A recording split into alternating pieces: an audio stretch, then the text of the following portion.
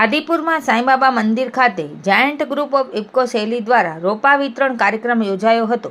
સાથે સાથે મહાનગરપાલિકાના સહયોગથી પ્લાસ્ટિક મુક્ત ગાંધીધામ અંતર્ગત જાહેર જનતા માટે મહાનગરપાલિકાના સહયોગથી આપવામાં આવેલ કાપડની થેલીનું વિતરણ કરવામાં આવ્યું।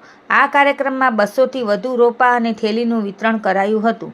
આ કાર્ય જાયન્ટ રત્ન તેજાભાઈ કાનગડ અને UD7 ડોક્ટર સુનિતા દેવનાનીના માર્ગદર્શન હેઠળ ગ્રુપના પ્રમુખ ભારતી માખીજાણી દ્વારા કરવામાં આવ્યું હતું। આ તકે જાયન્ટ ગ્રુપ ઓફ ઇફકો શૈલીના પ્રમુખ અને સમગ્ર ટીમના સભ્યો જોડાયા હતા। નમસ્કાર, હું ભારતી માખીજાણી, જાયન્ટ ગ્રુપ ઇફકો શૈલી પ્રમુખ। એમ તો જાયન્ટ ગ્રુપ દ્વારા હંમેશા જીવદયાના કાર્યો કરવામાં આવે છે, પરંતુ આજ રોજ જાયન્ટ રત્ન તેજાભાઈ કાનગડ અને UD ડાયરેક્ટર ડોક્ટર સુનિતા દેવનાનીના માર્ગદર્શન હેઠળ આજ રોજ આદિપુર સ્થિત સાંઈબાબા મંદિર ખાતે રોપા વિતરણનો કાર્યક્રમ યોજાયો હતો।